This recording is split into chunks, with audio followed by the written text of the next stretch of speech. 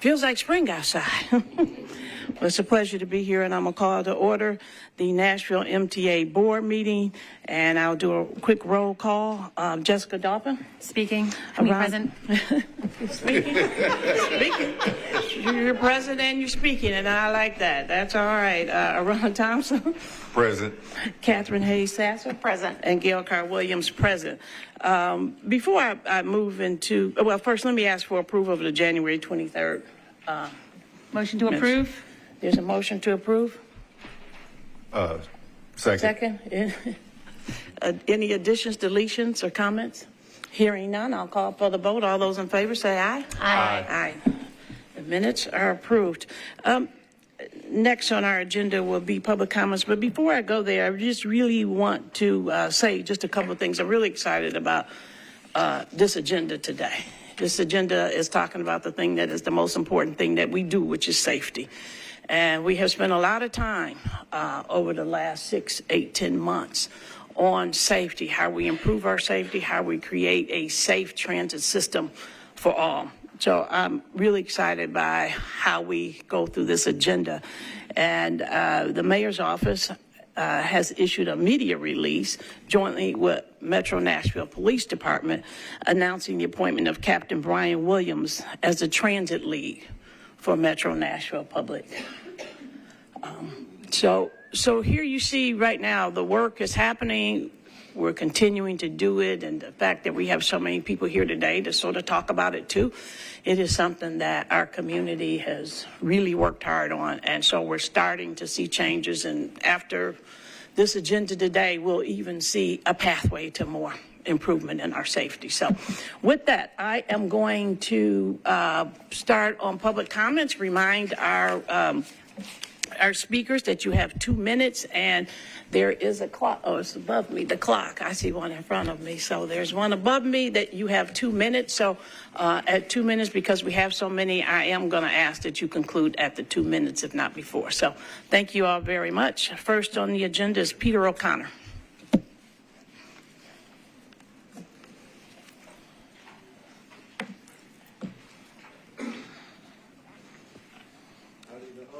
Good afternoon.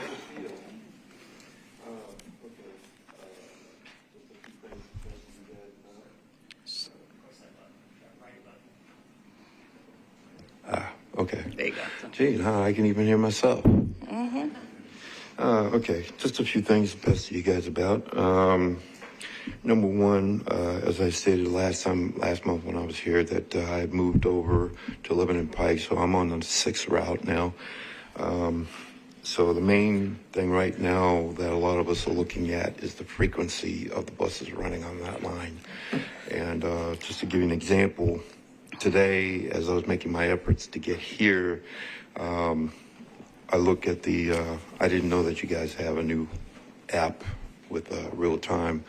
But I've been looking at the Google app, and it said 2 minutes before the bus gets there, which I didn't have enough time to get there in time for that one.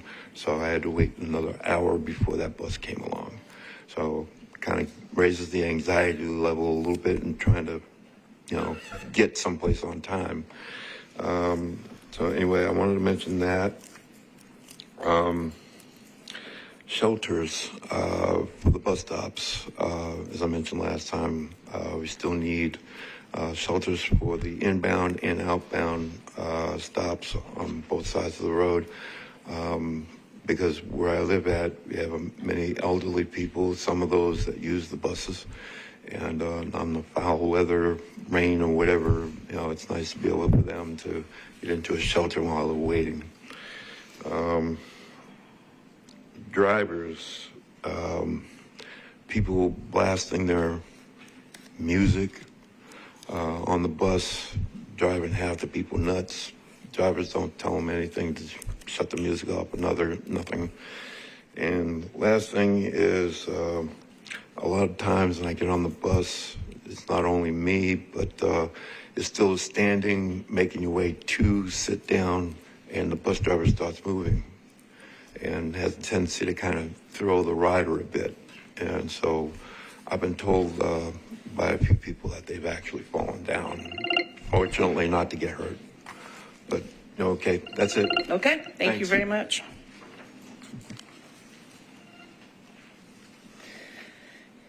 Next is Emily, is it Grebel? Grebel, okay. Sorry. That's okay. Okay. Good afternoon. Good afternoon. Thank you so much for having us. My name is Emily Grebel, and I'm here to ask you to increase security in the depot in the afternoon school hour. Last fall, when my 12-year-old son Thomas was coming home from middle school in his second month of 7th grade, his number 7 bus got stuck coming out of the depot because 2 men were chasing each other outside the station. Police officers rushed the scene, guns drawn. As they sat on the side of the road, the children heard gunshots. When he got home, Thomas was kind of amazed that he had just witnessed a real movie police chase scene at 3:30 p.m. on the bus ride home from school. We asked him if he was afraid to get back on the bus the next day, and he said no, since statistically speaking, it was unlikely a shooting incident would occur at the same place at the same time. We complimented his excellent MNPS math education, but he was wrong. Less than 2 months later, someone opened fire, killing a student just as he was transferring to the very same number 7 bus at the very same time, along with all of his classmates. Up to 3,000 students in that hour we have seen in statistics. When I tell friends in other parts of the country that Thomas has gained incredible independence and resilience through our WeGo system, I'm referring to the opportunity and experience of autonomy that you provide students and their families. Sending Thomas on the bus was never intended to be a lesson in survival. We have a serious problem that needs to be solved, so let's solve that problem. Let's not be known on national media as the city where school children witness shootings on the bus home. Let's be known as a city where our public transportation system is safe for all Nashvillians, and where school children can trust in their city officials to ensure their safety and do the right thing. Thank you. Thank you.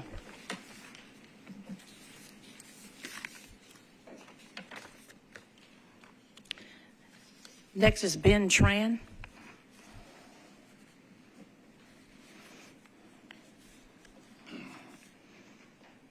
Good afternoon. Good afternoon. Thank you for having me. My name is Ben Tran, and I'm also the chair of the Metro Human Relations Commission, but I am first and foremost a MEG's parent. And I am very happy to have my son take the bus home and transfer at the Central Bus Station to learn and to be with the public, to be a part of the public, and to get into the habit and development of taking public transportation. However, before and after the November 19th shooting between the 2 McGavick students, he has reported incidents of feeling unsafe, seeing and witnessing things that middle schoolers should not, specifically guns and the presence of guns, the rumors of guns.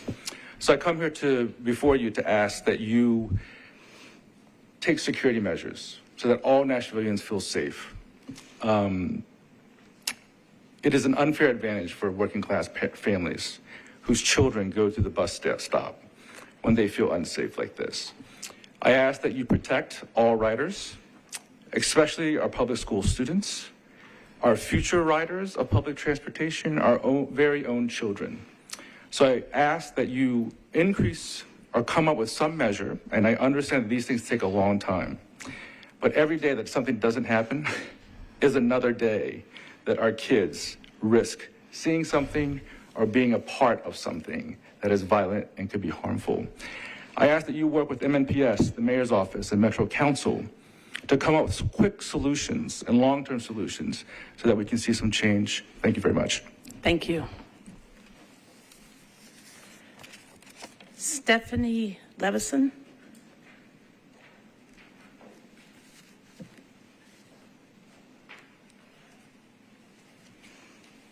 Hello, thank you for having me. Hello. My name is Stephanie Levinson, and I'm also a parent of a middle schooler that rides the city bus. I'm also here to ask for increased safety, but I'd like to ask for something pretty specific.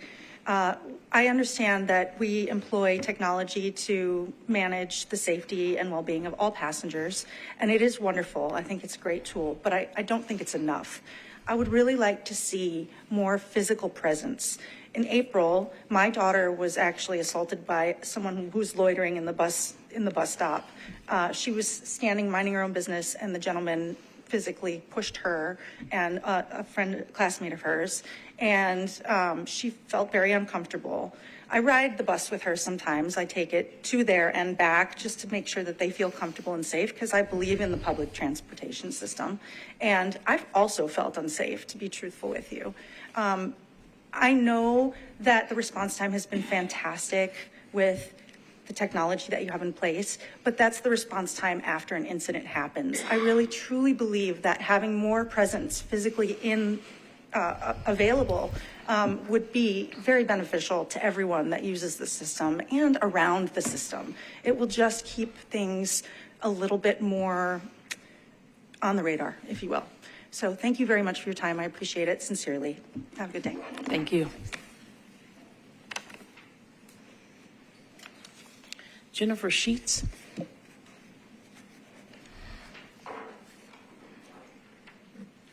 Thank you for having me. I'm also a MIGS middle school student parent, and I'm not great at winging it, so I'm going to read That's the okay. statement that I made.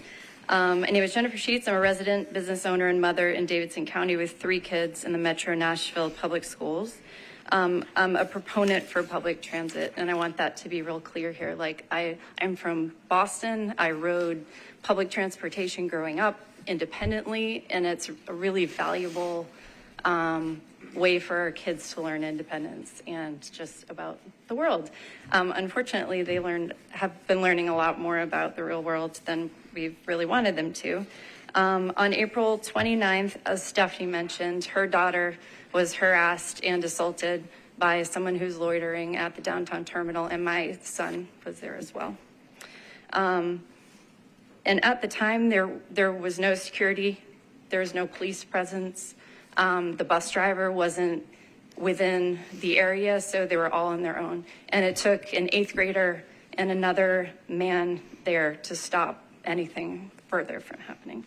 So needless to say, they were shaken up, and, we were too.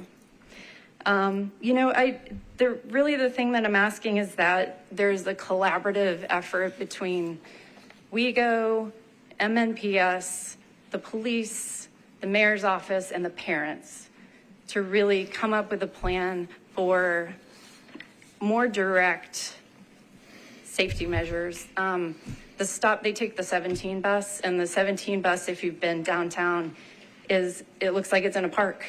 There are no fences. It's completely open and exposed.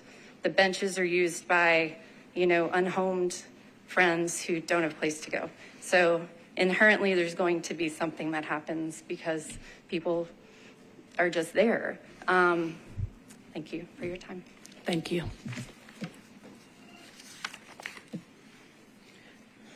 Allison Schachter.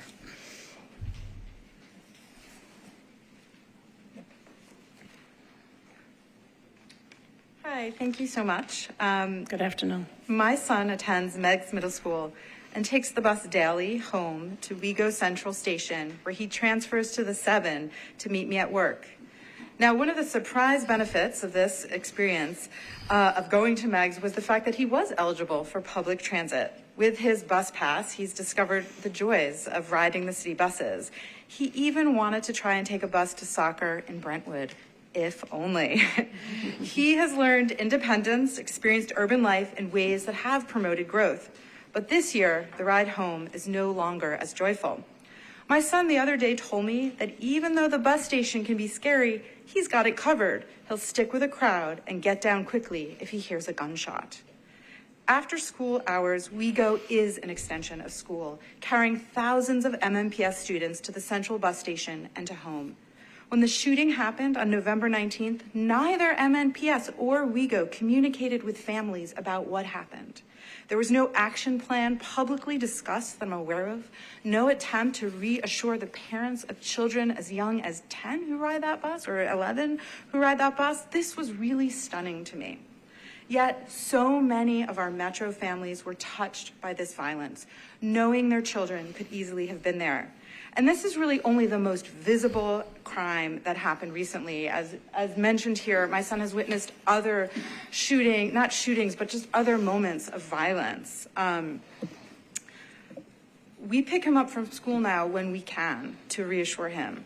So I'm here today to ask WeGo to make a concrete and specific plan to increase security at the central bus station, to do something immediately, actually, to reassure parents that there are adults present to supervise school-age children as young as 6th grade to ensure their safety.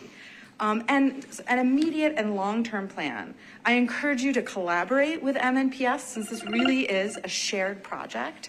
On communication, I think that some of the issues, okay, so my time is up, but basically a plan is what I'm asking for the safety of my children and everybody's children. Thank you very much. Darius Knight.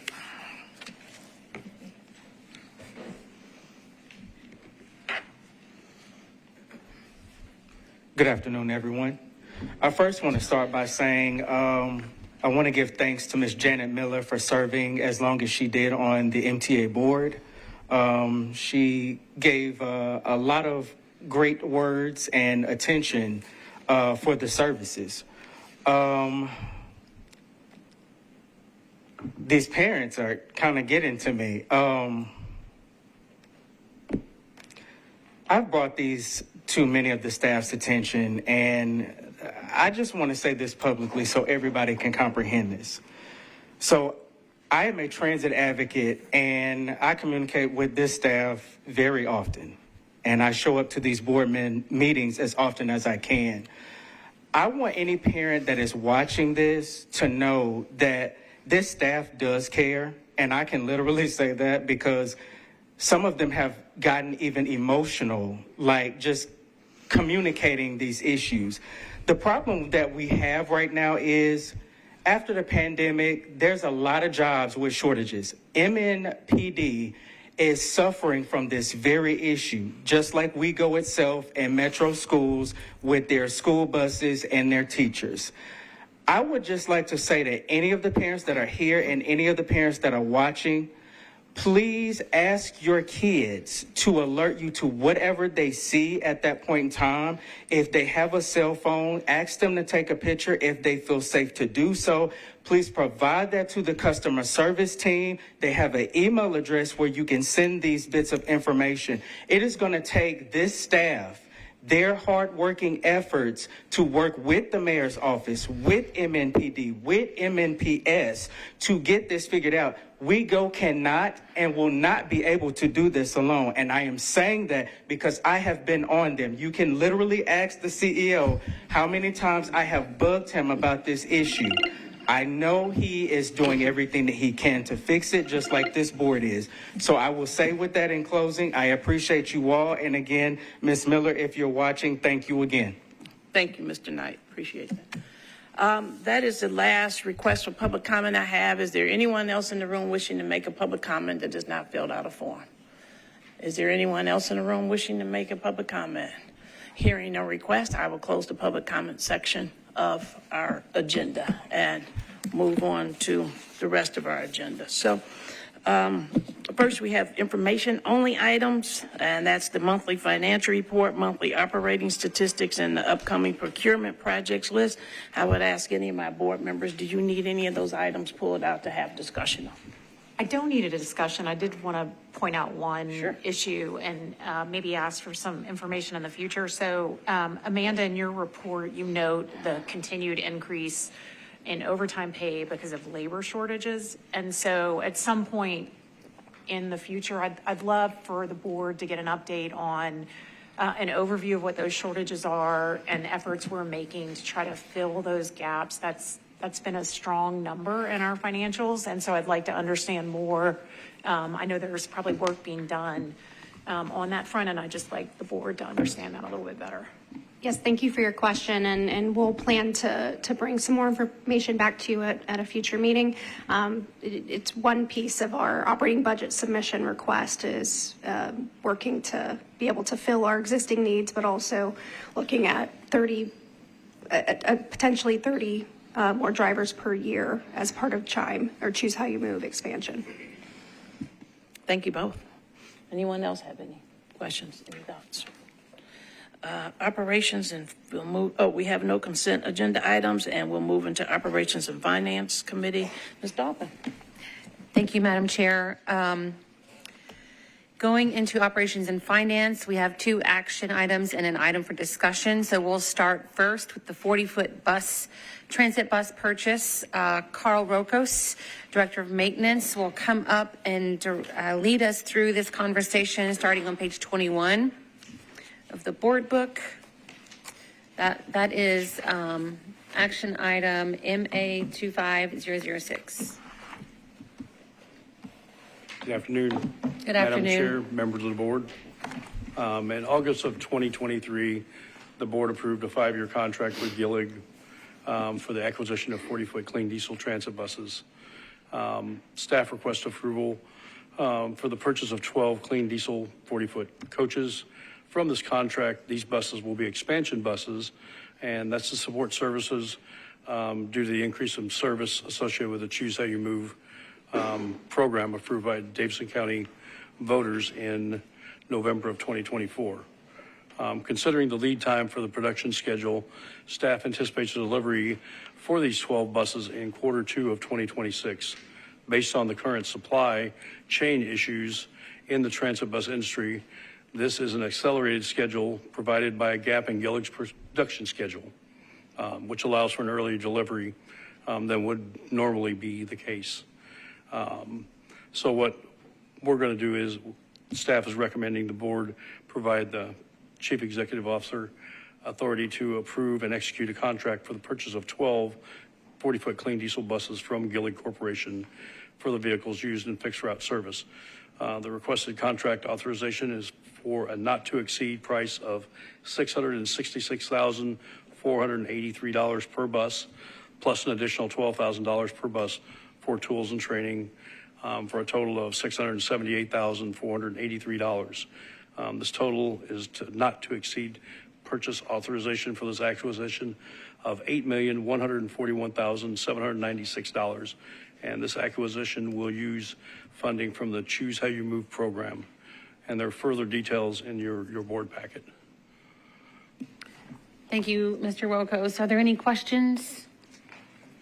I think it's pretty serendipitous that we get in on the expedited delivery plan. I don't know who dropped off of the map for us to get that, but I think that's, you know, good for us. And there's no further questions, so I'll go ahead and it is my pleasure as the Operations Finance Committee to recommend to the board to approve as written here MA 25006. And that is a motion, to correct? approve. Yep. There's a motion. Is there a second? Second. There's a motion. There's a second. Is there any questions, any further discussion? One question I forgot to ask, and that is there any contingency based on if we get pushed back, or this locks us in definitely Yes. for the expedited? Yes. Okay, thank you. Okay, there's a motion and a second. No further discussion? If no further discussion, I'll call for the vote. All those in favor say aye. Aye. We have new buses early, too. Thank you, Carl. Next up, something that will directly address a number of public comments that we just heard. It hits really close to home. I'm a parent of an MNPS middle schooler, so I've also been watching this really closely. So I'm really looking forward to hearing what Nick Oldham has to say about the safety plan amendments, which is also an action item. We will be voting on this. Page 22 in the book, MA 25007. Go ahead, Mr. Oldham. Thank you, Chair Dolphin, Madam Chair, and our other board members. So the Public Transportation Agency Safety Plan regulation requires each transit agency to update its safety plan annually. This plan essentially spells out specific safety objectives, standards, and priorities of the agency, benchmarked against FTA mandated rules, regulations, and policies. Within that plan are safety performance targets.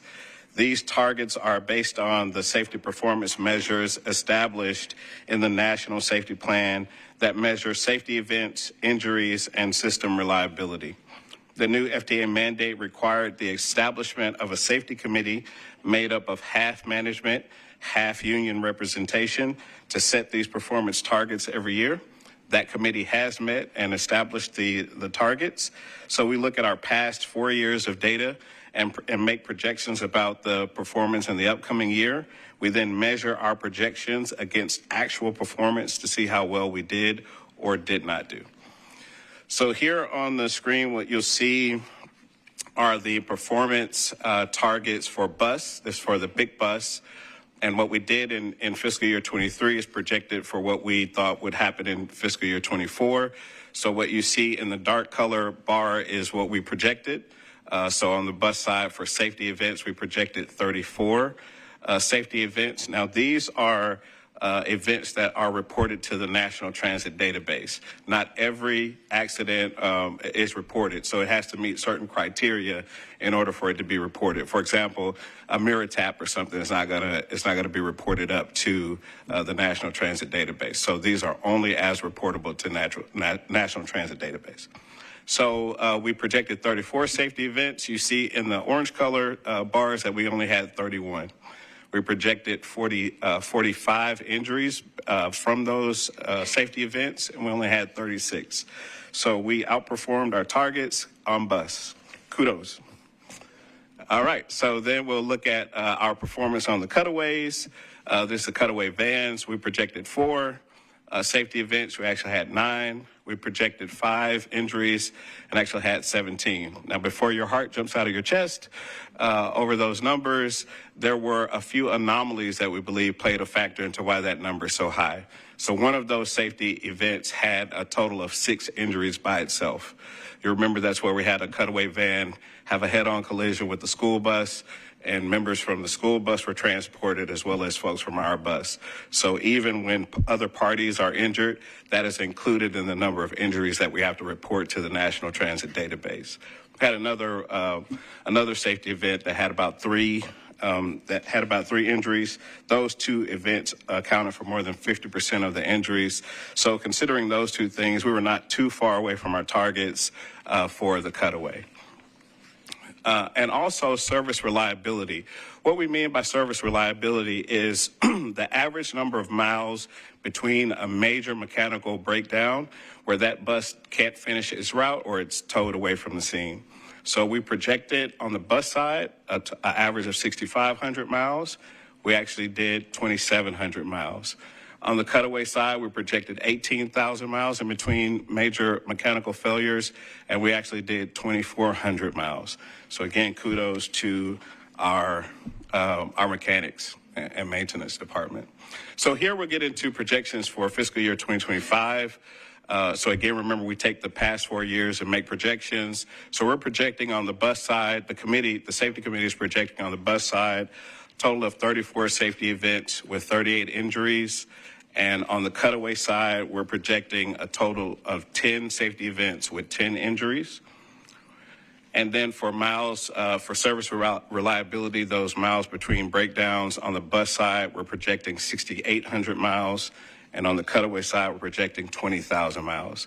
So with that, the staff requests the board to give the chief executive officer the authority to execute the agency safety plan to comply with FTA's Public Transportation Agency Safety Plan final rule with its updated safety performance targets. That is my report. Chair Dauphin, I'll take any questions if there are any. Thank you. Any questions for Nick Oldham? Okay. The Operations Finance Committee makes a motion to approve this language as recommended by staff on MA 25007. There is a motion to approve the safety plan amendment as stated by Chair Dauphin. If I can have a second. Second. There's a motion, there's a second. Any discussion? Hearing no discussion, I will call for the vote. All those in favor say aye. Aye. The motion carries. Thank you. Thank you. Thank you, Nick. I think we might see you back later for the report I thought we were talking about now. We will see the security report under the NICE committee, yeah. That safety is important as well. Safety is important and security is also important. So up now is a discussion item. This is our quarterly route performance report by Katie Freudberg. I'm sorry, it's been a minute since we've seen you, so I've forgotten your name naturally. So please tell us how we're doing performance-wise. Good afternoon. So today I'm happy to answer any questions about the quarterly performance report, but I'll actually be focusing primarily on our student ridership and the STRIDE program. So you've probably heard us refer to school buses. When we say this, it's not technically referring to school buses. The Federal Transit Administration regulates what we can and can't do as far as school bus service, and we're not permitted to operate yellow bus or school bus service. So this means that all of our service has to be open to the public. It has to operate in public transportation vehicles, not yellow buses. We can't have destination signs that say things like students only or school special.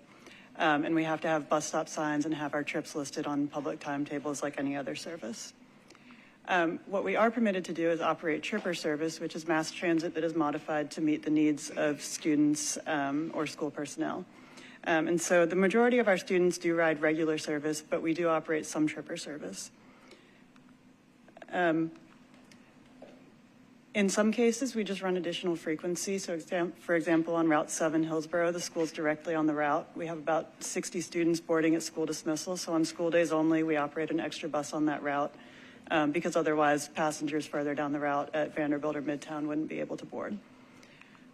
In other cases, we operate what's called a de minimis deviation, where a bus is permitted to go a certain distance away from its regular route in order to pick up students or to serve a school.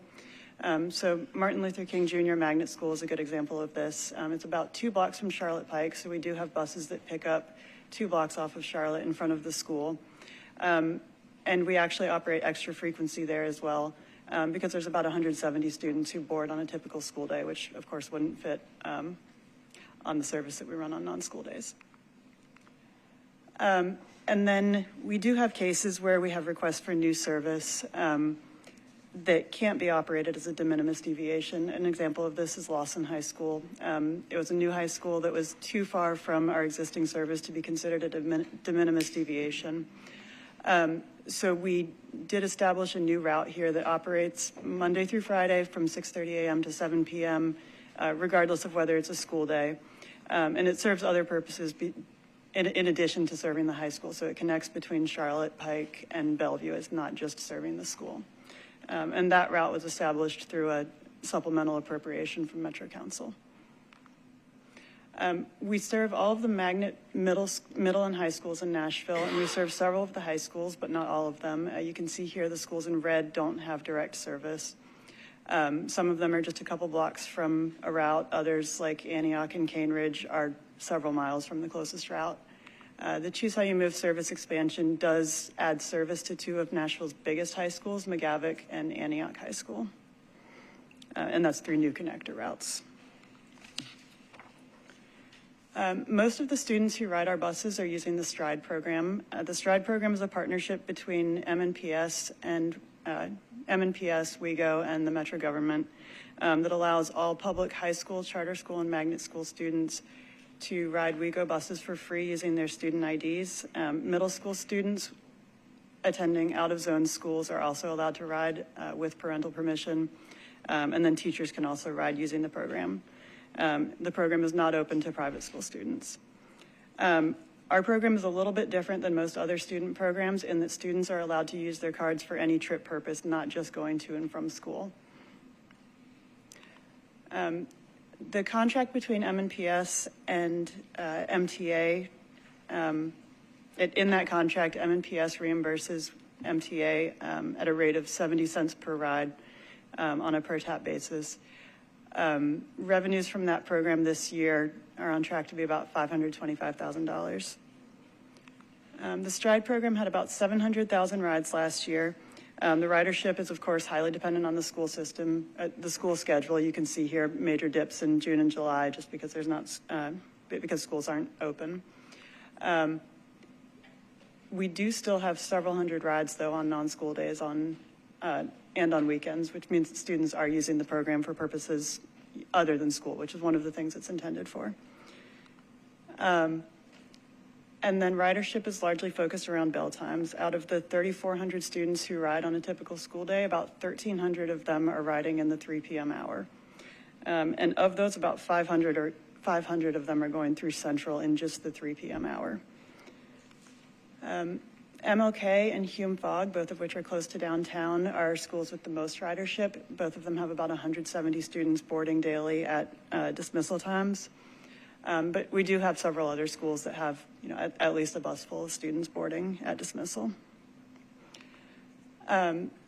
Student ridership is up about 15% from last year, but it's still only at about 70% of pre-COVID ridership.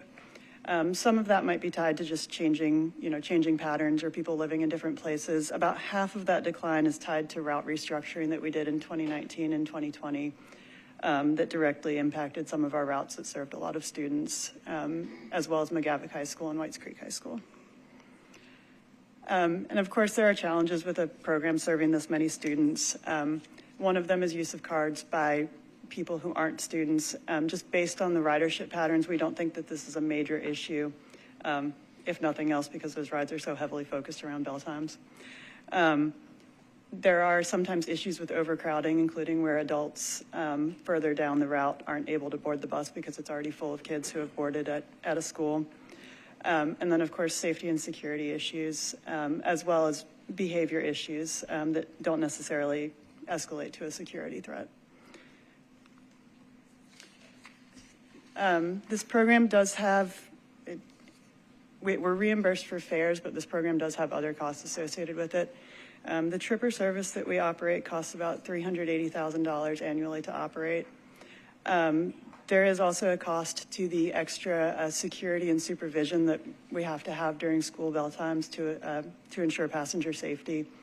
We do have an operations supervisor who is dedicated to overseeing the school program, including coordination with security, with our safety staff, as well as with MNPS personnel, to address issues that come up with students and their transportation. And then we do require articulated buses in maybe places where we wouldn't need one for the rest of the day. And then we do also get requests for service to schools that we don't currently serve. Some of those recently have been for Glencliff and McGavock. And so in considering those, we're looking at both whether we can comply with FTA regulations in serving those, as well as how they fit into the context of our network in general and prioritizing competing needs, especially when they do have yellow bus service already. I'm happy to answer any questions, and hopefully this overview will also help spur some conversation about the STRIDE program, as well as help inform conversations about safety in Nick's later presentations. Thank you. I don't necessarily have a question, but I did want to say thank you. I know that when I first joined the board, this program was my first question to try to get an overview. I think it's an incredibly important program. I think understanding the size and scope of it is very, very helpful.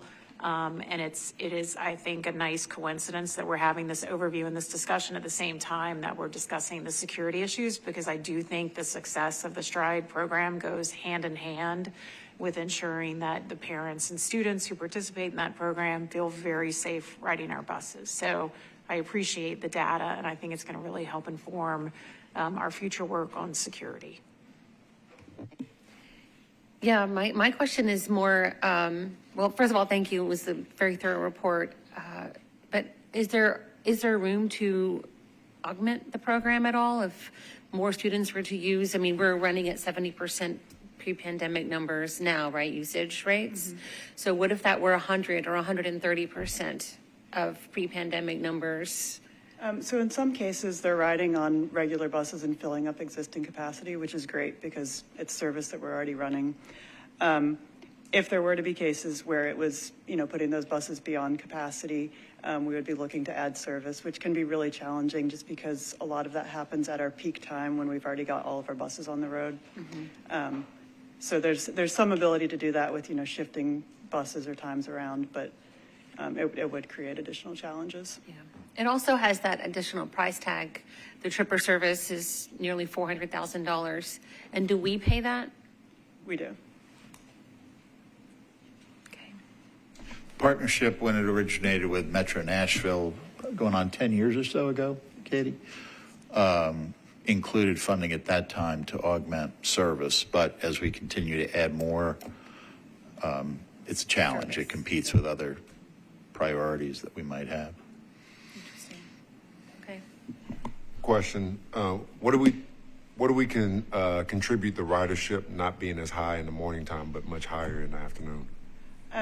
We think that a lot of it is that parents are able to maybe take their kids to school in the morning.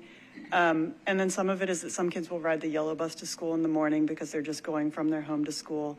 But in the afternoon, they can use our buses to get somewhere that's not home because yellow bus just takes you home. It won't take you to your job or your sports team or pick you up after a practice. I'm really proud that WeGo offers this service. I know several parents that use it and love it. Their kids, like we've heard, experience a lot of independence and growth and are able to navigate the city without the parent losing time at work or what have you. So thank you so much. Thank you. I think that's it. Yeah, that concludes the Operations and Finance Committee, because that was a discussion item, yeah? That was just Yeah. a discussion. Thank you, Katie. That was a very comprehensive report.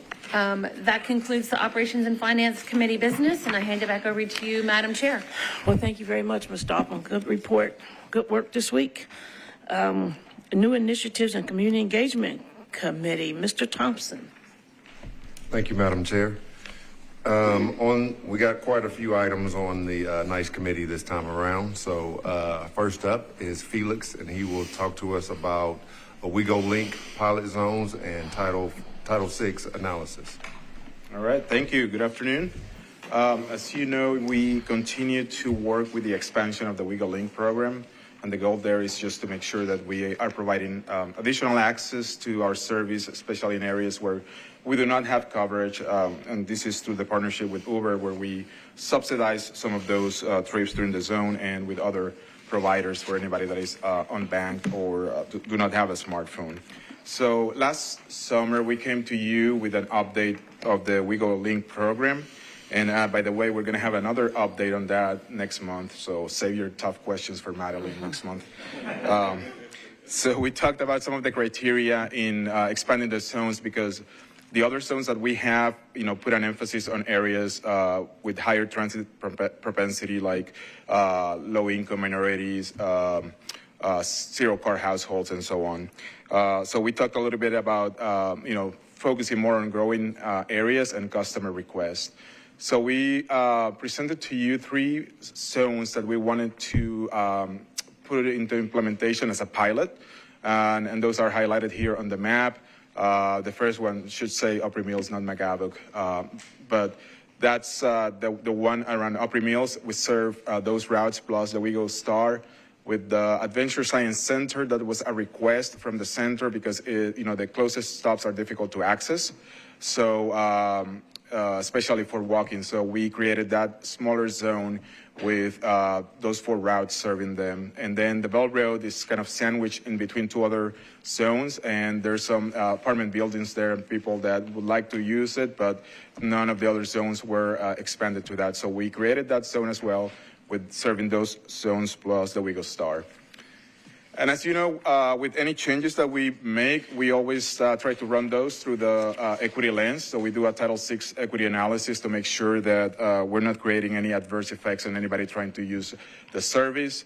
And we just compared the population distribution of low-income minorities to that of Davidson County as a total. So we have a 20% threshold that if it exceeds that, it doesn't mean that it's bad. It means that we need to look at, whether we need to do any mitigation for that. But with this analysis, we ran it and we noticed that there was no change. Everything was within the 20%. So there is no disparate impact or disproportionate burden on any of those populations with this. And when you look at it, what we're doing is just adding service. So basically, we are providing more options for people to access either jobs or destinations, entertainment, whatever it is that they want to use it. So with that, the request is for the board to let us keep those 3 zones permanently and add those to the WeGo Link program. Thank you, Felix. Any questions for Felix? Oh, this is great news. I like how we incrementally do this and find need and then respond to it accordingly. So good job, as always. One question I did have, and I know Katie mentioned about McGavock, and I'm assuming that the WeGo Link touches some of that area. Is that, can the trippers use that as an access point? That is a possibility. Nashville is one of those cities that teens can use Uber with parental consent.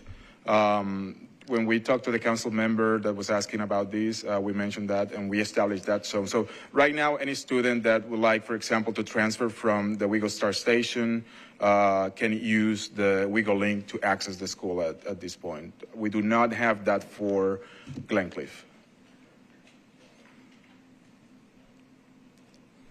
Any other questions for Felix? All right. Is this a voting item? This is It a is. voting item. Okay. All right. So there's a motion. I'm sorry. I'd like to make a motion, for acceptance of MA 25008, the WeGo Link Pilot Zones Title VI analysis. Awesome. We have a motion. Is there a second? Second. There's a motion and there's a second. Is there any further discussion? Hearing no. I just wanted to say, thank you for that. I love seeing augmenting our programs. I can't wait to see a more deeper report in terms of, the costs and ROI and all that we're getting, cost per rider. But I know that will be forthcoming. So I just love expanding our programs to better serve our communities. Thank you. Okay, we have a motion and a second. I hear anything further? Any other questions? Hearing none, I'll call for the vote. All those in favor say aye. Aye. Motion carries. Back to you, Mr. Thompson. All right. Next up on the agenda, security assessment overview and findings. Nick, take it away. Thank you, Chair Thompson, Madam Chair, and also board members. Again, you'll remember that this board generously allowed us to open bids for a firm to do a complete system security assessment. So Marine Tiger won that bid and have been doing great work with us since being awarded, and they're here to report their findings and recommendations. So I'd like to call up Michael Steinley from Marine Tiger to give this overview.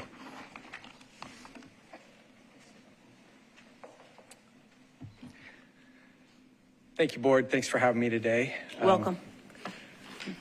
Oops, wrong way. All right, so I'm going to do a very brief overview of a fairly extensive report, and we'll open it up for questions after that. Any questions you want to ask, I'd be happy to entertain.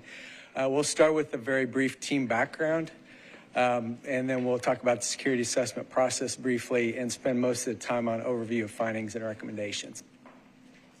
So the team consisted of my firm, Marine Tiger Technologies. We're a woman-owned business, been established since 2010, and I've been the lead assessor and project manager. We also had on the team a firm called Jensen Hughes, a long-standing security firm that provided a lot of work on the staffing part of the assessment. And then we also had Pivot Strategies led by Flora Castillo, who's with us today, largely to focus on supportive services, homelessness, and some of the things that aren't technically a security issue, but cause some social issues within the transit system, and try to find collaborative ways to manage that.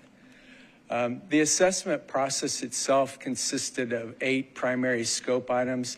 The baseline security assessment was really an asset threat-focused process, which I'll talk about a little bit later, but we linked assets with threats and analyzed the probability of the threat happening, the consequence of the threat applied to the asset, and the vulnerability of the asset to the threat to come up with a risk ranking. We did a peer agency benchmark review, which we did find some interesting findings as a result of. We did architectural and physical security review looking at hardened assets, physical assets. We did the staffing assessment, and then supportive services engagement, which I said is mainly focused on homelessness.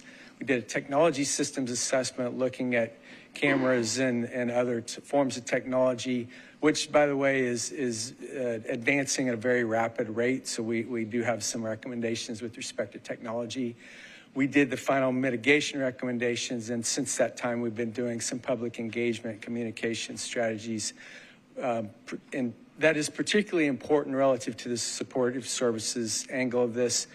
that issue is going to require a layered approach with a lot of different Nashville area entities involved to help with that. So we're still kind of working through that and creating collaborative relationships for that. The assessment process addressed these asset categories on the slide here. We did dive deeper into some of those categories, as some of those assets, when you dig deeper, are different enough that they required a little different assessment. But these are the primary assets we looked at. As an example, that with respect to train stations, most of them are homogeneous.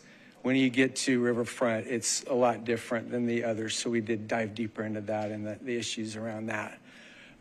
We linked those asset types with the threats on the right-hand side of the slide and assessed the three categories I talked about before: vulnerability, probability, and consequence, and came up with risk rankings to help guide us in making recommendations for how to improve safety and security within the system.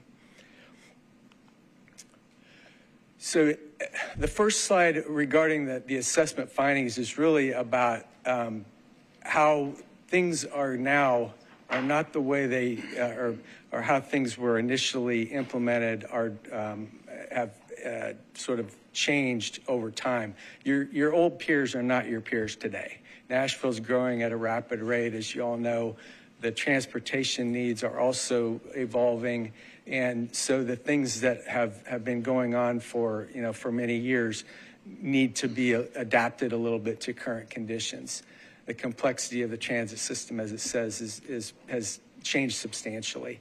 So with that in mind, a lot of the recommendations are sort of trying to right-size the things that are already in place so that risk can be reduced substantially. In terms of categories of recommendations, they really fall into three different categories. One is policy level recommendations.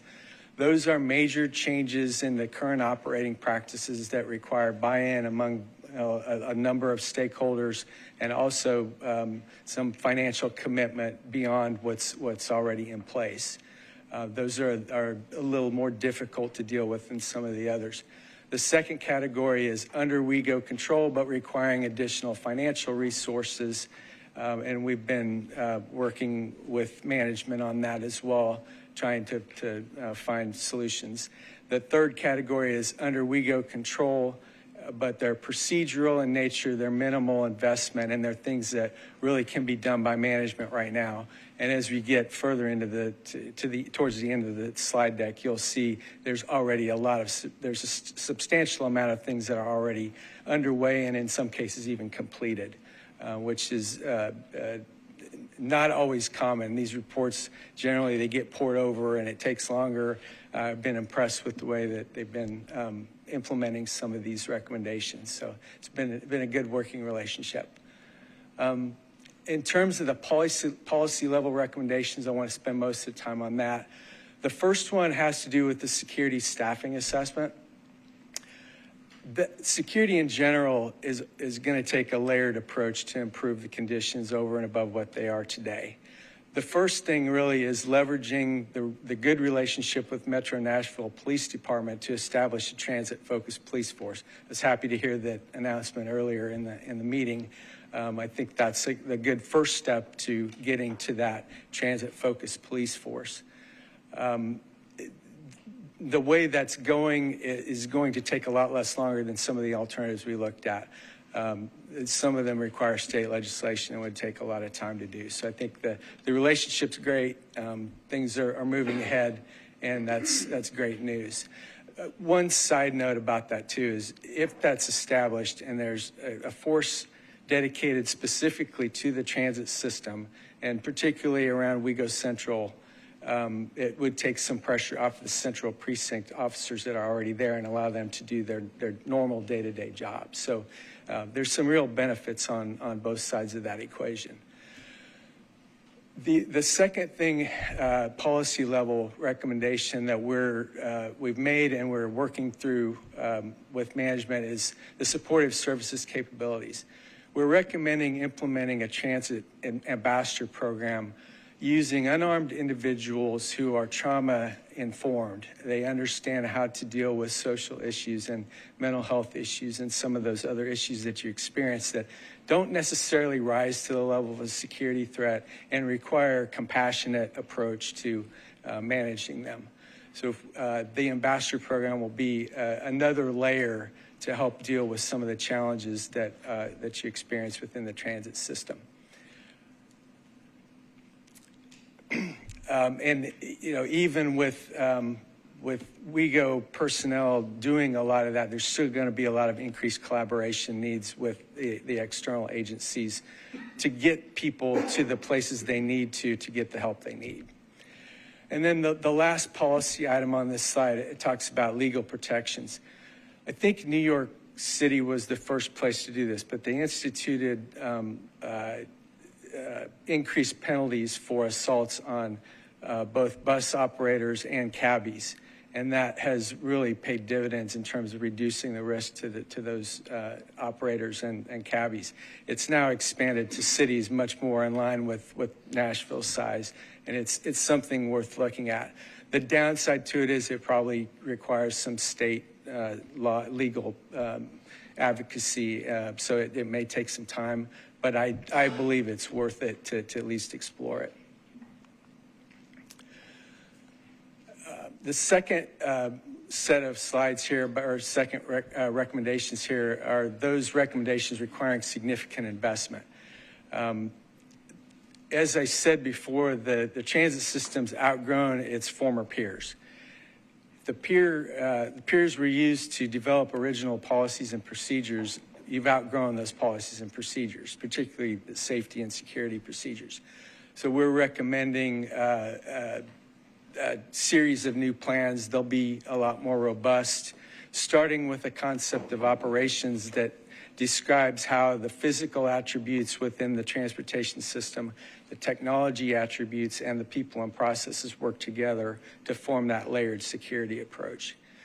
So we've laid out a structured plan that includes that concept of operations, as well as emergency operations plans and security plans. We'll also, we're recommending some hazard and function specific plans that I'll be happy to talk about if you're interested at the end.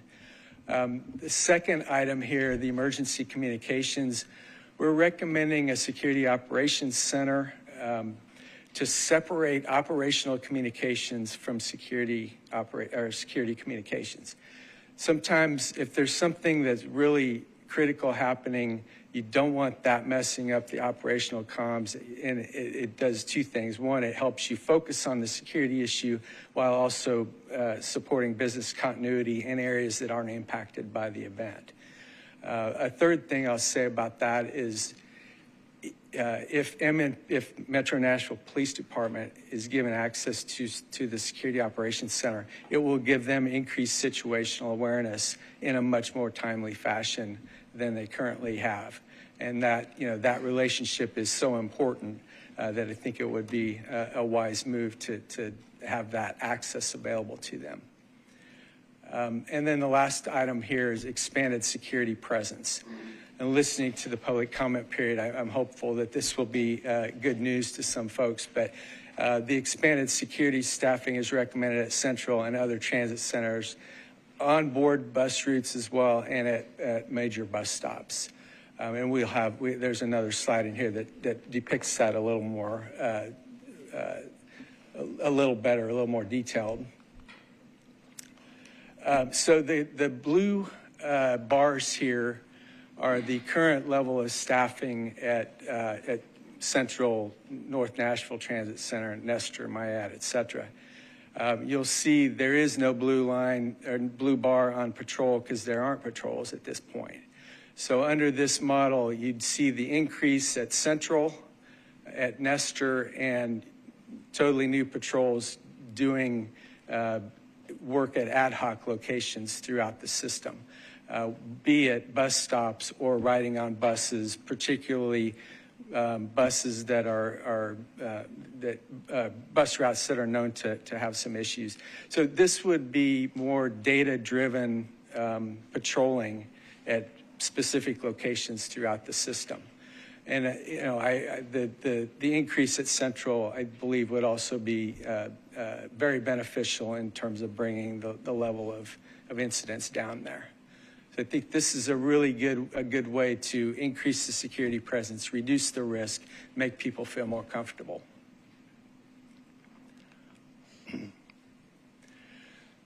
And the recommendations requiring significant investment fall in three categories. Expanded technology. As I said, the advancement in technology is going at a breakneck pace, and there's a lot of things out there that can be implemented. We're talking specifically about video surveillance and some other improved communications. There's a lot of others out there that we'll address or look at as time goes.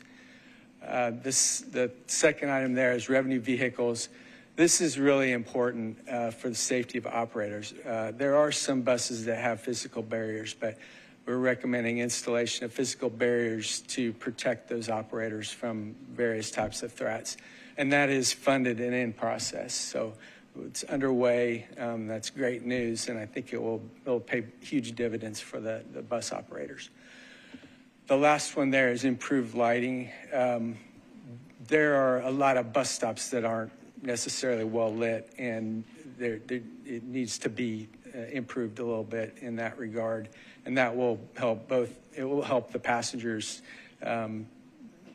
feel safer and also reduce the likelihood of passenger pass-ups, as it says there.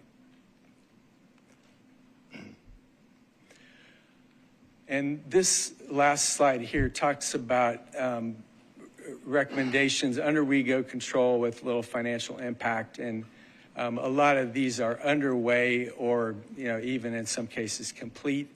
Expanded access control at operating facilities, mainly Nestor, has been addressed in a very significant way already. Improved signage, lighting audits, formalized camera performance. Cameras don't do you any good if they're not operable. So maintaining them in a timely fashion is important, and that's happening. There was one train stop where there were some bollards that weren't in place that would have potentially allowed a car to impact a train. So those are already underway and getting installed. And then I want to talk a little bit about the passenger communication efforts. After 9/11, if you see something, say something was a big program that did a lot of good in terms of identifying potential threats. This is a similar situation where people need to feel empowered and comfortable to be able to say to a bus operator or another WEO employee, hey, I think something's going on over here.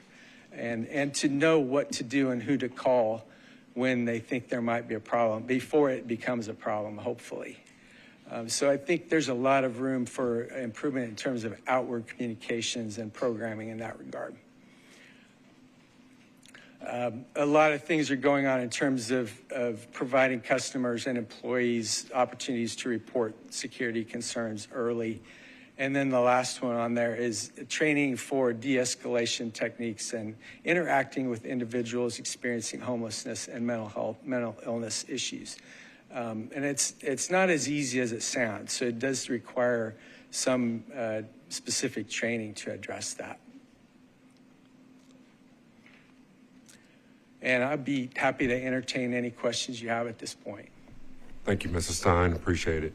Any questions? Comments? More of a comment than a question, and it sort of tees off, and Mr. Knight, if he's still in the room, I want to echo what he said. I think the focus on increased presence, whether it be through police presence and then also the ambassador program that you spoke about and we've discussed, I think that is very, very important. I think it serves a great deterrence purpose. I do think that Metro Nashville Police Department has been a wonderful partner to us in the past and continues to be. I think the more we can encourage Metro Nashville Police Department to step up and to step into this security issue with us, the better off we're going to be. I think we are some years away from a dedicated transit police force. And so I think to the extent anyone in and around Nashville can help us in our communication efforts with Metro Nashville, and again, just encouraging them to continue and to lean into this partnership that we very much welcome and want. From a consultant standpoint, they have been pretty forthcoming and very helpful throughout the process. I think they are great, and I just want, I think let's be greater together. Agreed. I echo my colleague Catherine here. We do want to see those heightened security efforts.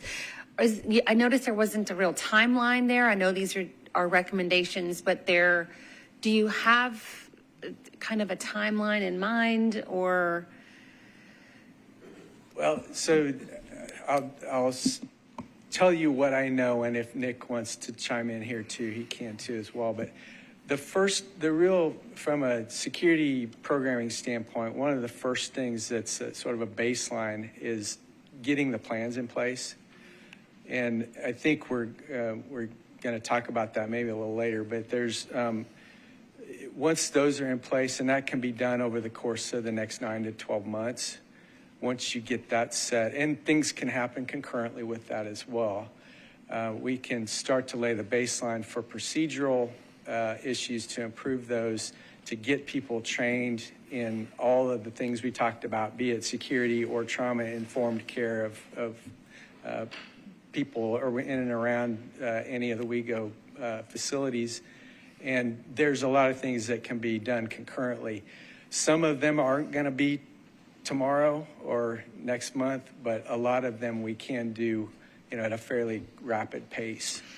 What I would speak to on Michael's piece, so a lot of what will, in those three categories, we'll call the stuff that's relatively easy and low expense to do.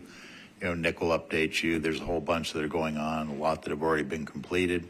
Things that are requiring investment. Obviously, the passage of the referendum provides some resources that could be applied to that.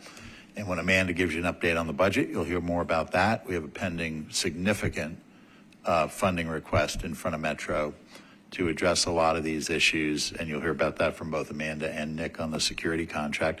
And then the policy level things, I think Catherine hit the nail on the head, saying it's going to take a bit of time to figure out like a transit policing function. I mean, I joined Gale. I was elated when I heard that Chief Drake and the mayor announcing Captain Williams being assigned specifically as a transit liaison, because that is absolutely an opportunity to start those efforts. And even before there's an actual transit policing unit, just having someone in the MNPD command structure, we've gotten tremendous support, to Catherine's point, from really everybody in the structure, but certainly Commander Bearden, who leads the central precinct.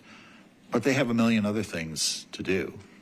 And you see it every day in what they're doing. So having someone who's as talented and as experienced as Captain Williams to actually focus on our system, to get to know our people, to get to know our riders and people in the ridership community, I think will be a tremendous benefit, even before we have the first licensed police officer, on a transit police force. I did Thank have you. one. Thank you for that clarification, Steve. Thank you. One question or suggestion. You mentioned the increased penalties for assaults on our operators, which I think is phenomenal, and we ought to push for that. I would love for us to also explore increased penalties for the location of assaults, even if it is not an assault on a operator of the bus. If there is a crime committed on MTA property, I know, for example, there are enhanced penalties sometimes if there's a crime committed in or near a school.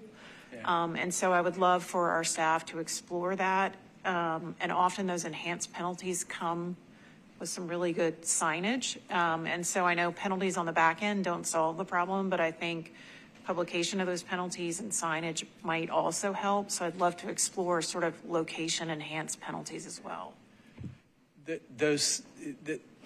That is really just a deterrent. And if you don't have signage that indicates increased penalties, it's not much of a deterrent. So that's part of the whole thing.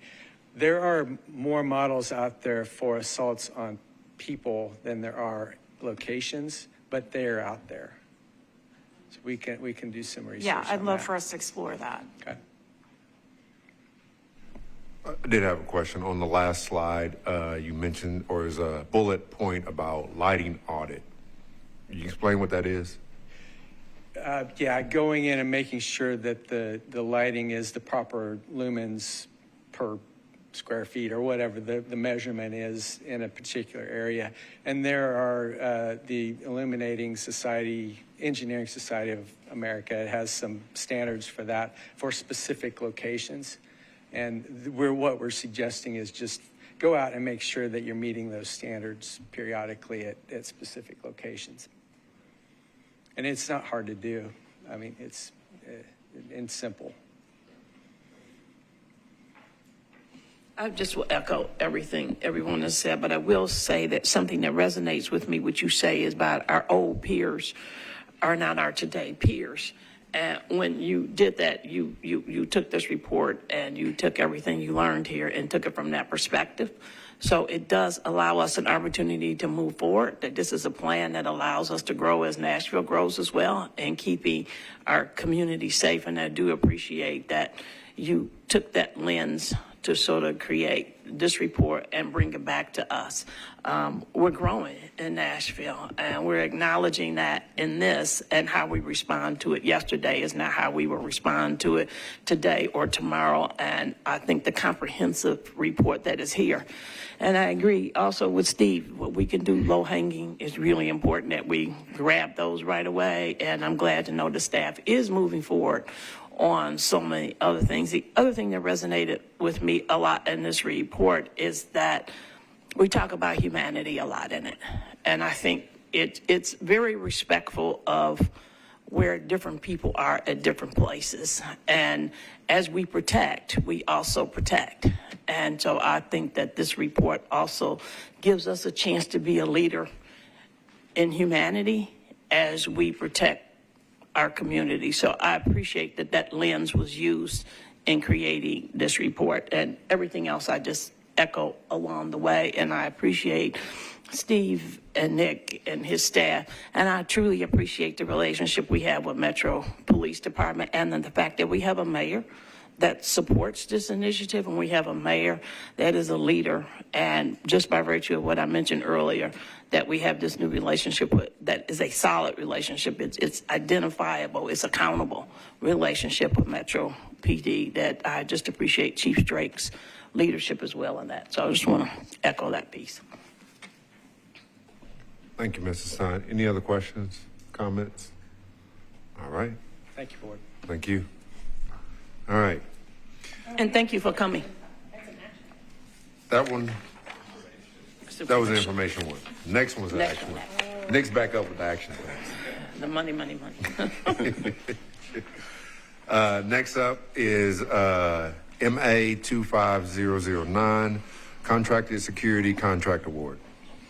All right, thank you again, Chair Thompson. Let me also kind of piggyback off of what Michael was talking about, and even Steve made mention to. Here's a list of some of the things that we've been working on prior to even the final recommendations being given. So we have worked through all of the procurement processes and have made our first order of barriers that will be retrofitted on those 93 buses we brought before the board some time ago.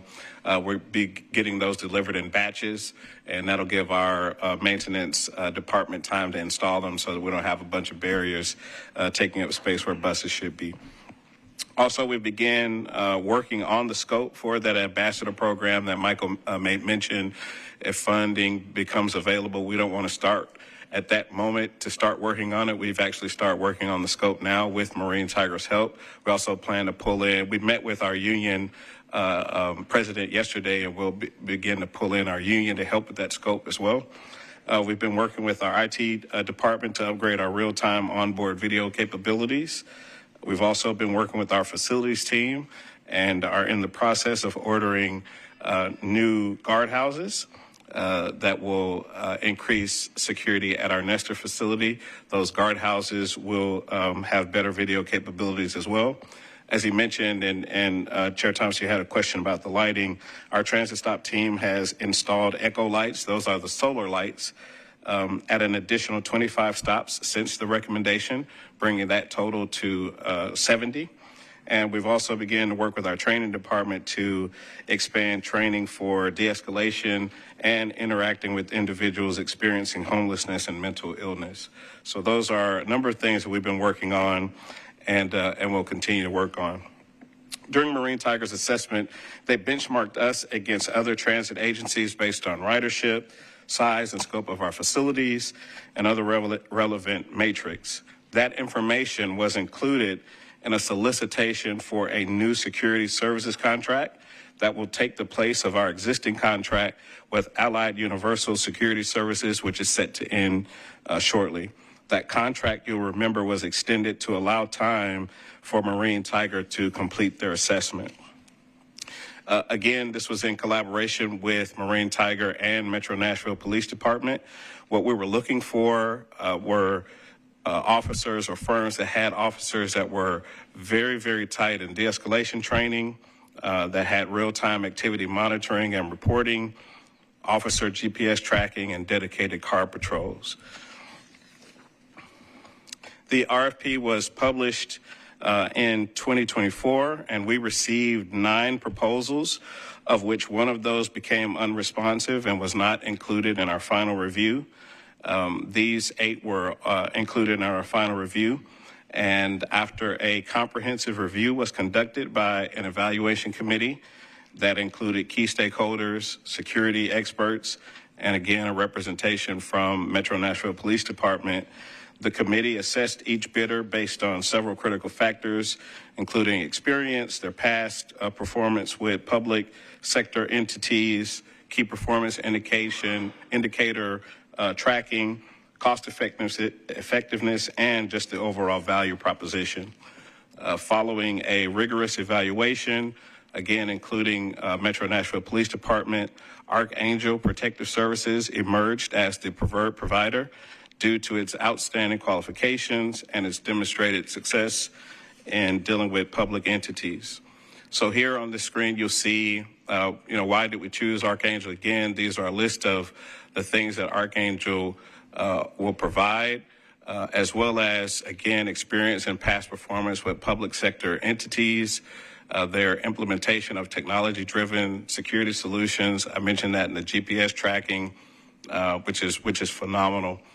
Their officer training programs, key indicator tracking and reporting, and also they have a really unique and very interesting employee retention program and quality control measures. Also, we looked at their existing clients. So currently, Archangel has contracts with Metropolitan Government of Nashville and Davidson County. They secure the Lentz Public Health, all of Metro Health Department clinics, all the county clerk offices, some stuff with NDOT. They also have several federal contracts that they oversee. The Metro contract they've had for over 10 years.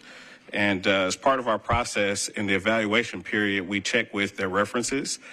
We actually do call their references, and they just received stellar reviews from all of their references listed.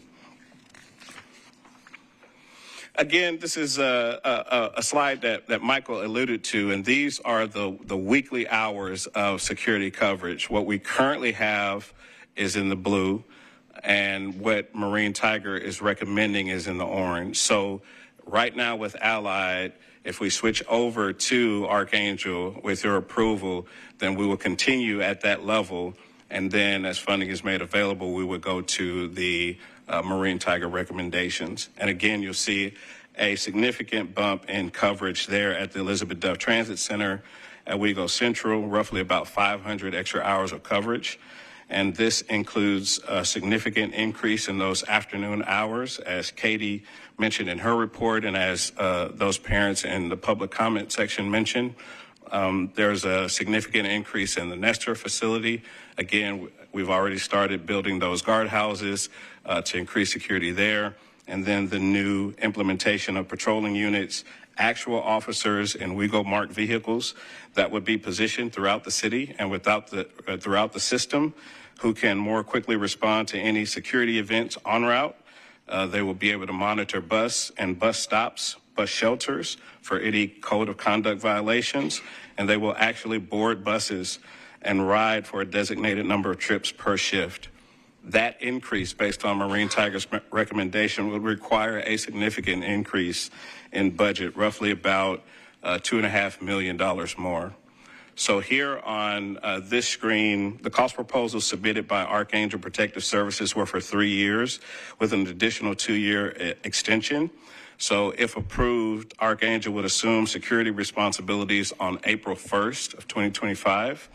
You can see here that, again, keeping at our baseline, what we're currently doing right now, but switching over to Archangel, you'll see that year one would come up to about $2.6 million. Right now, we're spending about $2.1 million on security services. So even that 2.6 is within our current budget for contracted security, considering the fact that MMPD, their secondary employment unit, is consistently under budget. And the reason that they're under budget is because, as mentioned before, MMPD just does not have enough officers to cover the contracted shift that we've made available. So we take the savings from that and apply it to our current budget of 2.1 to get to the 2.6 for Archangel. Then you'll see in year two baseline, it'll go to roughly 2.7, and then in year three, 2.8. The reason for that gradual increase is because the officers' pay increases per year. Then you'll see on the darker slide there, on the darker bars, that is if we go to the expanded coverage as recommended by Marine Tiger. Again, that would be based on money being available for Metro. That first year would be about $4.5 million. Year two would be 4.7, and year three would be 4.8. Again, the reason for that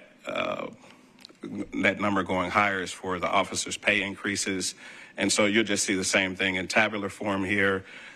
For the current staffing pattern, be roughly 8.1 and 14.1 for extended coverage. So with that, the staff recommends that the board provide the chief executive officer authority to sign into an agreement with Archangel Protective Services to provide security services for all Wego public transit operations and properties at a not to exceed cost of $8,172,170.88 for baseline services and $14,112,905.28 for extended services if funding can be made available beginning in the fiscal year 2025 Metro budget process.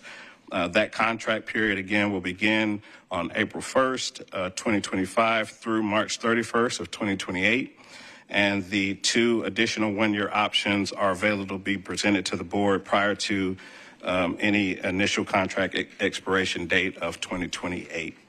So, Chair Thompson, that concludes my report, and I will take any questions if there are any. Thank you, Nick, for a thorough report. Any questions for Nick? I assume, Nick, that we have pressure tested Archangel's ability to meet the increased security needs. So if we are able to get that enhanced funding, it's a pretty big jump. Sure. $2 million. And so we've pressure tested their ability to sort of step up and meet our needs at that level if we are able to get the enhanced funding. Absolutely. Archangel's ready to go. If that becomes available to us, they're ready to go. Okay. And then what if we approve the contract? Sure. Can we at some point in the not too distant future get an overview? I mean, I'd love to understand some of the performance metrics some of the increased coverage. I mean, I think there's a lot of data that we can probably glean from them that would help us understand if they're meeting our expectations for performance. And if the enhanced dollars and presence is sort of serving the purpose.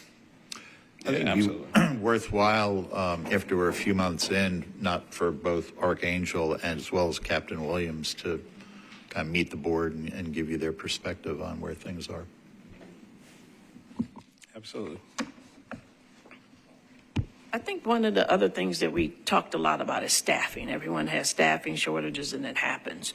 So just one day their staffing is low or they're going through a period of time. Do we have an opportunity to go back to Metro Nashville Police and say, hey, can you staff us up more than what we've already asked you to do? So how do we build that gap or work with that gap? Is there a way within this contract to work with it? I think there is, again, it depends on, we can't control staffing for MNPD, but I think that's where it'll be crucially important for our relationship with Captain Williams to be established, and he can make that ask for us on our end should we kind of encounter that problem. But you feel comfortable that the relationship with Metro Nashville Police Department is great enough that you can seek that support, right? Undoubtedly.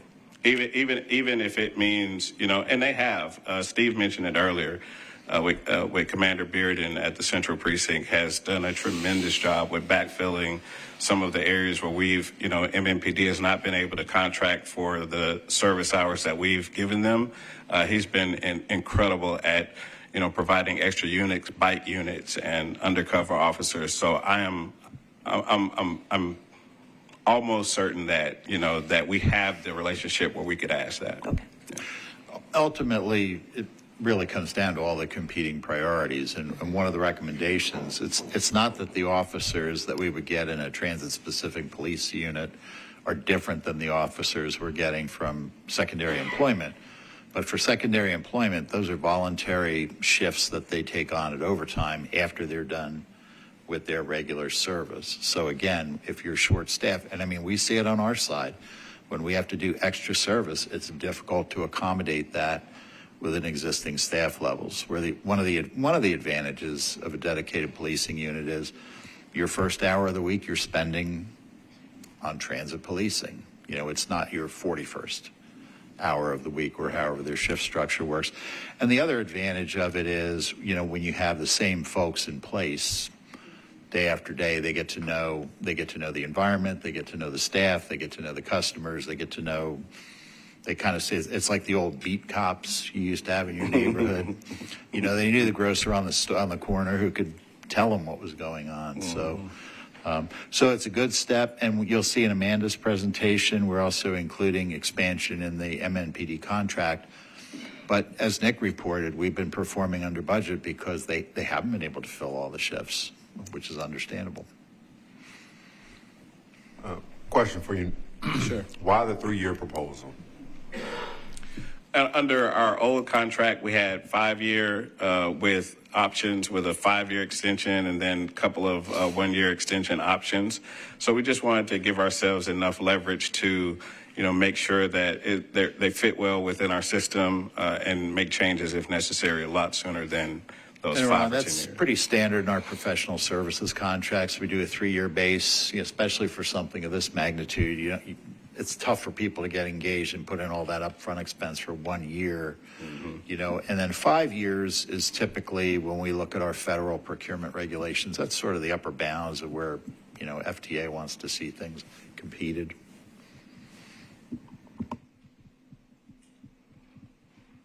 Any other questions for Nick? I just want to state and clarify that this is just for personnel security. This is not improving or changing our technology in any way, right? That is correct.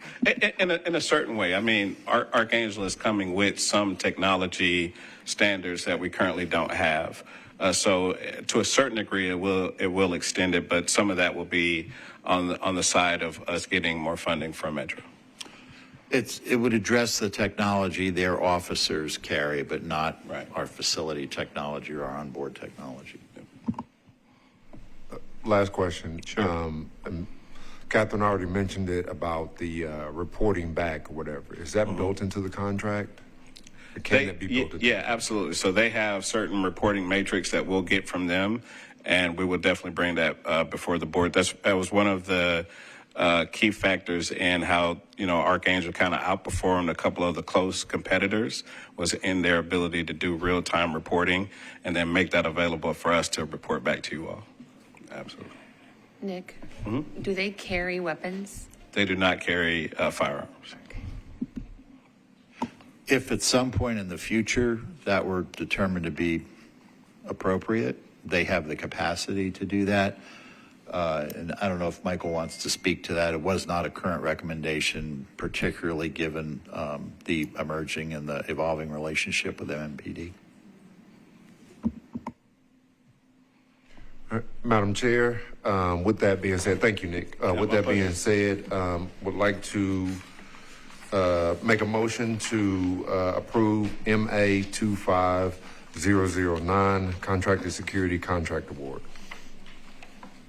Thank you so much. We have a motion for approval of the MA 25009 item number, the Contracted Security Contract Award, and adopting the recommendation of staff. Is there a second? There's a second. Thank you very much. Do we have a motion and a second? Any further discussion? Hearing no further discussion, we have had very good discussion about this. So I will call for the vote. All those in favor, say aye. Aye. Motion carries. More security. Thank you. All right. Good job. Thank you. All right, thank you. You're not going anywhere, right? Yeah, still up. Yeah, just hang out. All right. Next up, MA 25010, amended to existing security contract. Take it away.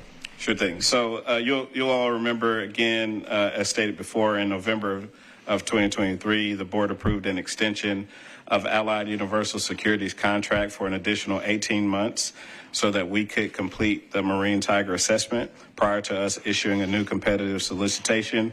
And so at that time, the estimated amount required to complete that 18-month extension was incorrectly calculated based on 12 months. And so as a result, the staff is requesting an increase in the not to exceed amount for this contract in the amount of $540,000 to allow for a smooth transition in security contractors.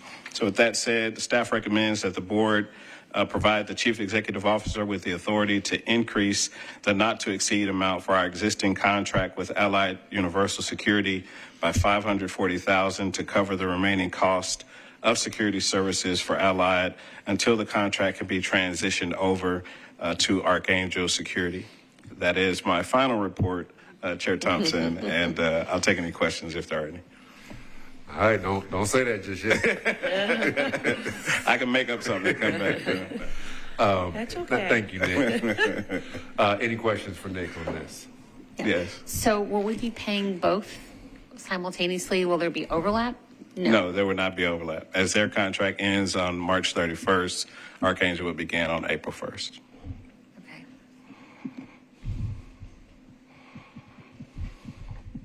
All right. Thank you, Nick. No, my pleasure. With that, I would like to make a motion for MA 25010, amendment to existing security contract. There is a motion. If I can have a second? Second. It's a motion, a second, and no further discussion? Hearing no further discussion, I will call for the vote. All those in favor say aye. Aye. Aye. We have an amendment to the existing security contract. We have more security, and we're creating a safer society. Thank you. All right. Next on our agenda, we will discuss the fiscal year 2025-2026 MTA budget submission to Metro. Amanda? I think, do we have the reserve fund policy first, Chair? I'm sorry. It was, yes, sorry. You are correct. It is the MTA reserve fund policy discussion. Thank you. I know that's the most exciting piece, so we'll get to it quickly.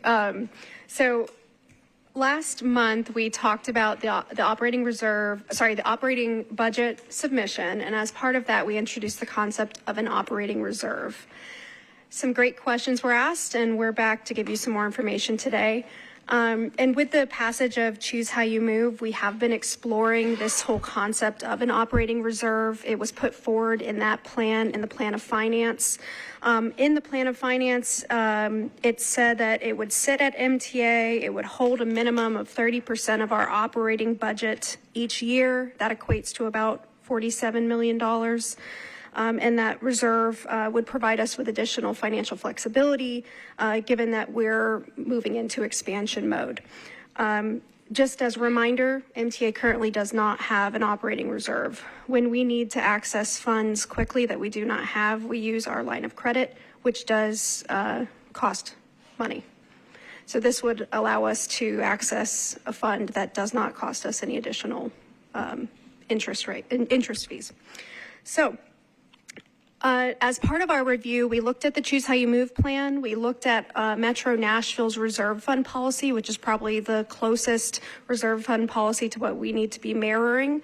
And we also reached out to other CFOs and asked them for their board policies for reserve funds. And so we reached out to several agencies in Texas, Nevada, and California. And we looked at 5 different reserves that were most in line with what was put forward in Choose How You Move. And based on those 3 inputs, we developed an initial draft of our reserve fund policy for you to look at today. So that's in your packet as an attachment. It's 2 short pages. Why do we need a reserve fund? The biggest overarching reason is it is a best practice in financial management. I just mentioned earlier, we can access it when we need to, when revenue goes down unexpectedly or costs go up unexpectedly. It's a short-term tool that we can have in our toolbox to weather storms. If it is fully funded through Choose How You Move, so that is a year 1 funded initiative, and you'll see that in my next report. We are requesting our initial funding for the reserve fund as part of our submission to Metro. It will help us better manage our resources on a daily basis, on a monthly basis. And when we start talking about major construction contracts to advance the all-access corridors, it'll become a really helpful tool for us to be able to have that working capital cash in hand to be able to weather needs over the months and years ahead. And finally, it will increase our competitiveness for federal grants for the all-access corridors. So several good reasons for us to be looking at this and be putting it forward. So some examples really quick. If we look here in Nashville at their reserve fund policy, you can see the bold text here might look mighty familiar to the text we put in the reserve fund policy itself. We thought we would mirror that. It's very much in line with what we'd be using the reserve fund for: unexpected, short-term, unforeseen increases in expenditures or declines in revenues. So we use that exact same language that's currently used by Metro Finance in Nashville.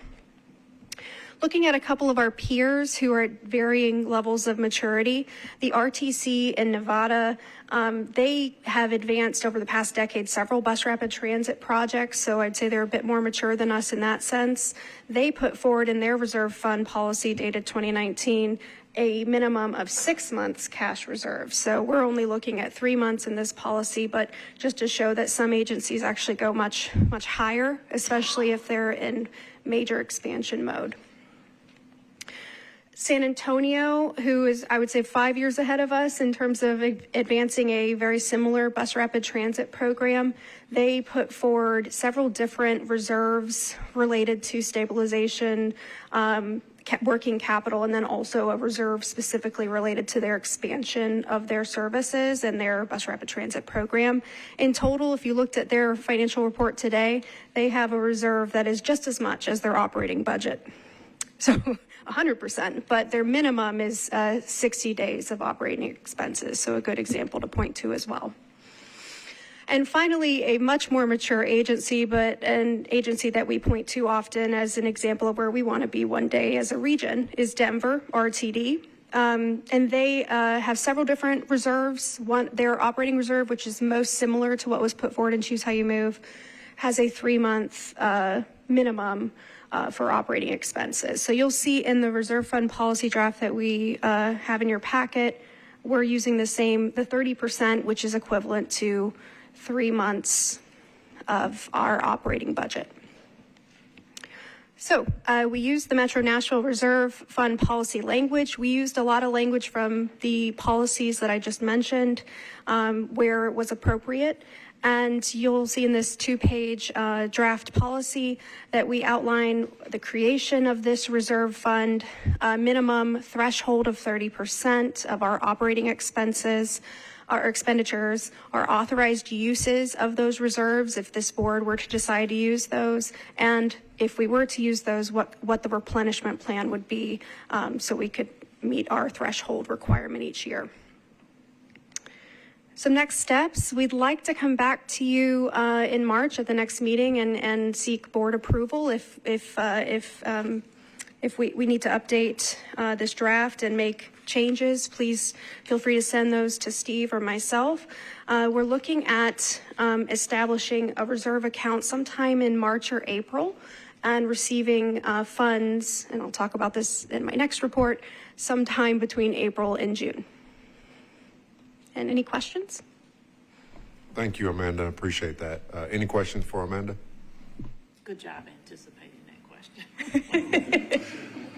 One of the things I would amplify is that it gives the board more financial flexibility when unexpected issues come up, and you already had one today, because we have to kind of sit and wait on the enhanced security contract until we get some indication of the funding levels, where if you had some accumulated reserves, we could at least weather that. Obviously, structurally, we'd need to address that from a budget perspective, but for a 3 or 4 month period, we'd be able to carry some of those unusual expenses. One question. Is 3 months, is that a typical, I know you showed us other, but. Yeah, that was probably the most common one I saw when I was a consultant working with different agencies across the country, though I found in my experience working with other agencies and doing this review again that every agency has different reserves because of the way they're structured, and for us, what was put forward is pretty reasonable for the way we're structured and how we're funded. So I noticed that some have an operational, a capital. Is this in any way kind of differentiated like that? Is this an operational? It's a great question. So at first we were looking at it just being operational, but we felt it was best to expand it so we can be more flexible and nimble in the future if there's a need on the board directed. If there's need on the capital side, we'll be able to access that as needed. Okay. Thank you. Thank you, Amanda, for that report. Thank you very much. All right. Next up now is the fiscal year 2025-2026 operating budget request submission. So. Awesome, thank you. So to elaborate further on what was submitted, last time we talked to you, we were nearing our deadline of February 7th to submit our departmental requests to Metro. We did meet that deadline and submitted our requests, and will be, as I stated before, coming back to you over the next few months as we get closer to council deliberations in May and June, and ultimately board approval of our operating budget in June. So as a reminder, we submitted a baseline request and an investment request. The baseline request submitted was $88.8 million. That was just slightly more than what I presented to you because we made some fine-tuning adjustments to our pension and our healthcare costs. So we landed on a baseline request slightly higher than what we presented to you of $88.8 million. That's to continue what we do today with no investment increases. Now, on top of that, we requested the first time ever dedicated funding for transit, which is a big moment for WeGo. Yay. And our investment request was very significant, $77.7 million, all related to the Choose How You Move program. So the baseline operating budget request, it's broken down between our allocation from last year plus inflation and growth of about $5 million, $2.4 million. A lot of that's related to the STRIDE program that Katie presented on earlier. $4 million for continuing our services related to the North Nashville Transit, the Dr. Ernest Rip Patton North Nashville Transit Center.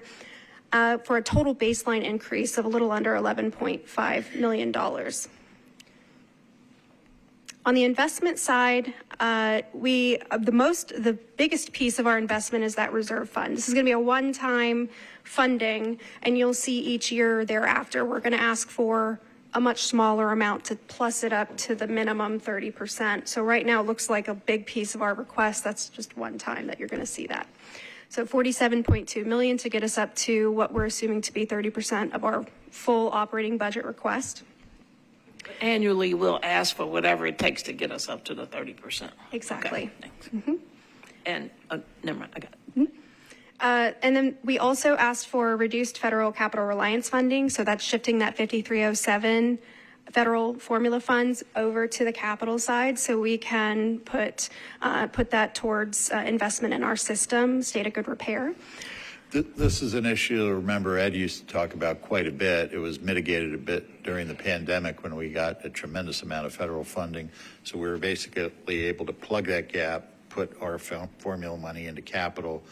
Now that the pandemic money's been depleted, we're kind of back in that boat. So this would allow us to focus more on state of good repair with those funds. Yes. Thank you, Steve. And then to the $20 million worth of expansion, the first bit is direct service expansion, safety and security. I'll talk about these in more detail on the next slide. Service quality and reliability, and then capital program delivery. So a total annual expansion for next year of $20 million. You might remember we talked about two different requests last month. That's still in play. There's a lot of unknowns still on what the supplemental is going to look like, and we're hearing more every day. But we were told by Metro to submit one request and that we would determine based on what's in the supplemental. You might see our investment request for 2026 slightly lower based on what's funded in the supplemental. So we'll have more to report soon, I hope. We're hearing that they'll be submitting a supplemental request in March. So we'll hopefully have more information for you at the next board meeting. So if that supplemental request goes through, though, it needs council approval.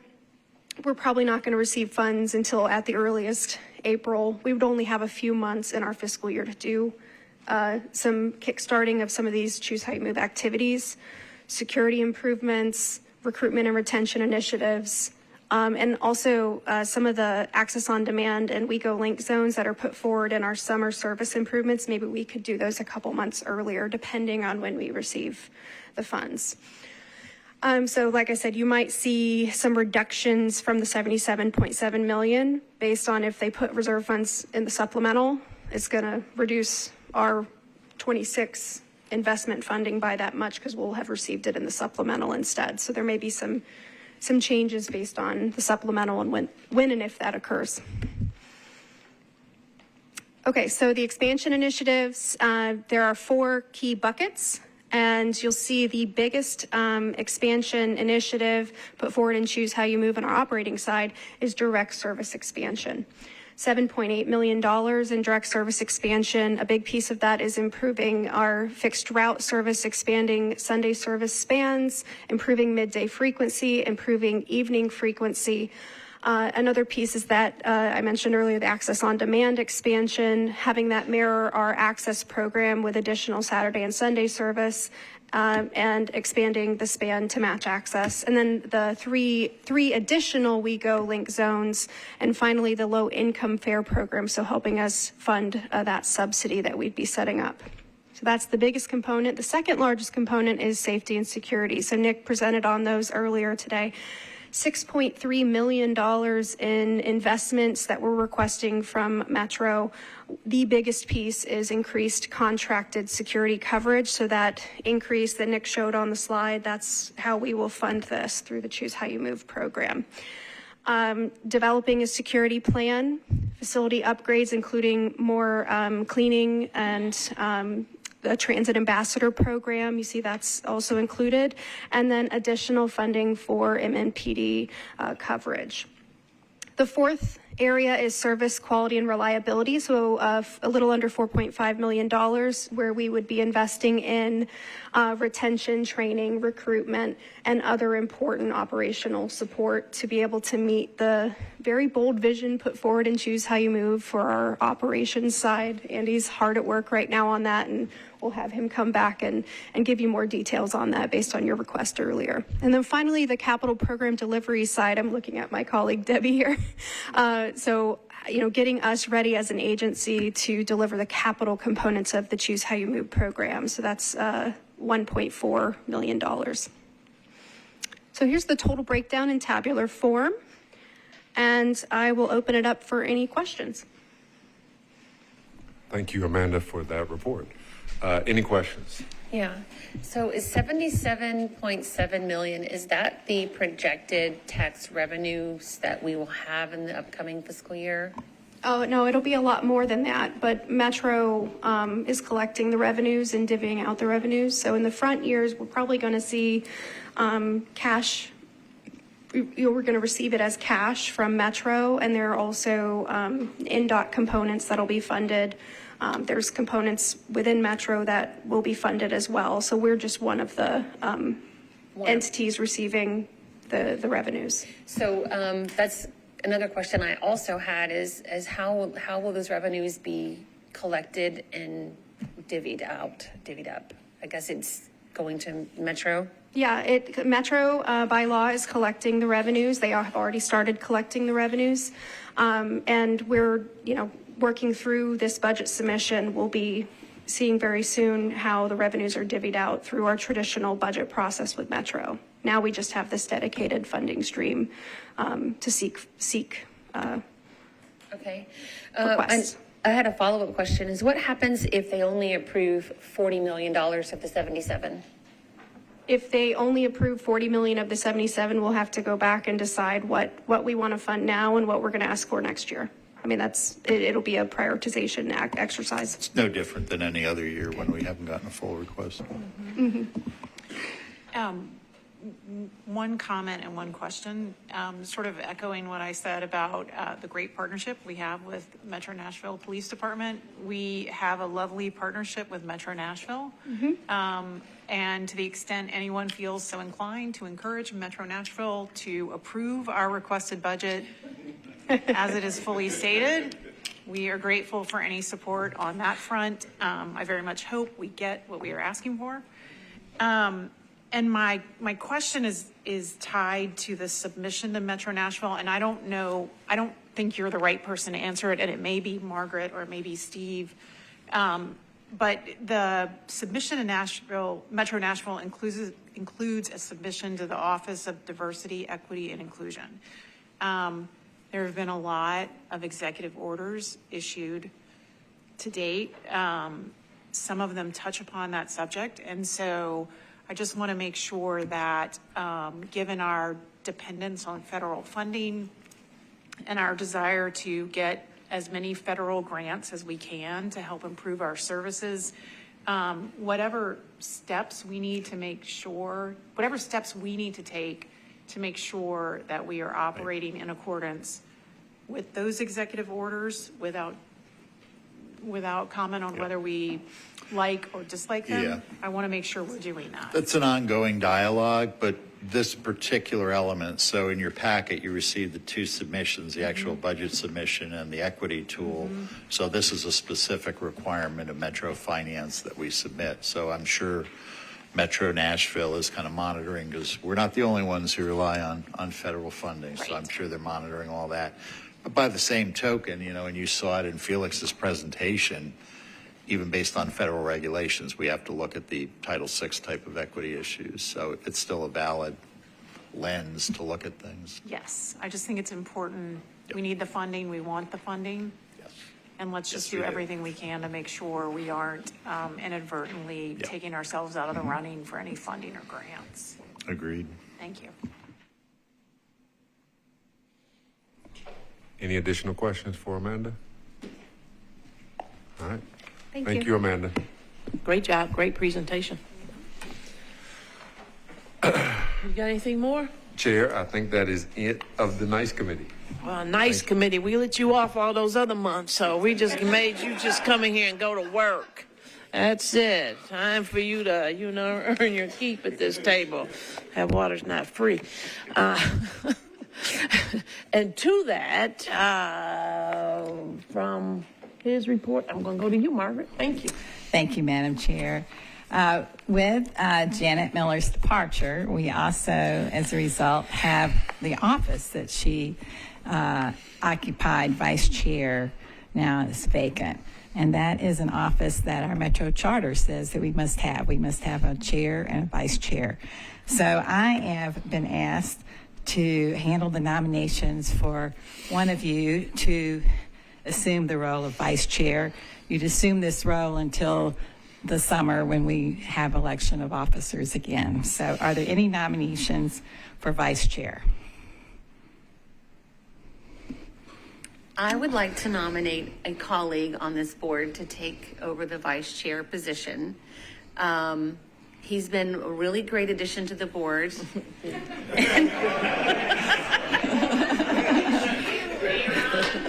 wonder who that is.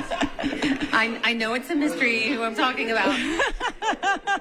But I nominate Oron Thompson to step up and be the vice chair.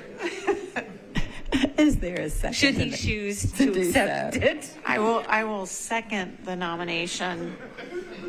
Thank you, And I Sassy. appreciate the way you really led hard into it, so it didn't come as a surprise to us who it was going to be.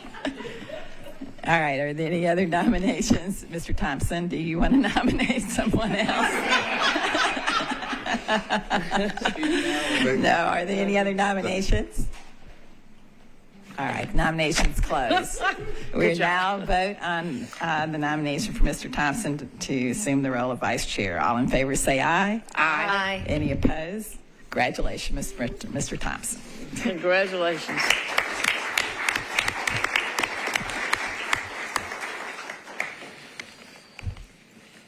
Next, well.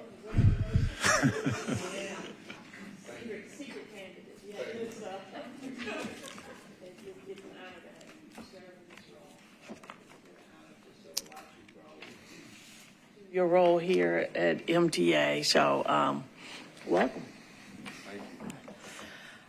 Steve. Madam Chair, since I think we worked pretty hard as a board today, I will dispense with most of my comments other than to thank everybody who presented today. Michael and Flora, really appreciate you being here and the work you've done on this program. I will save up anything I had to report for next month, so expect an extra long CEO report next month. Y'all stop clapping about him not doing the report.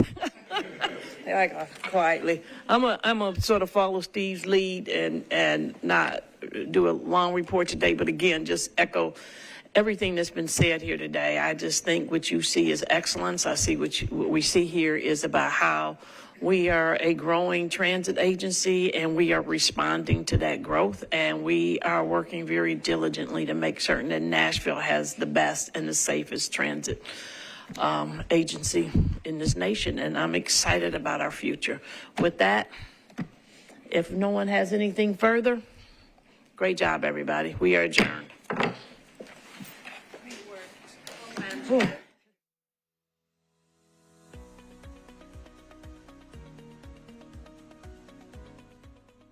This has been a service of the Metro Nashville Network. If you would like to see this presentation again, or for more information on this and other programs, visit nashville.gov.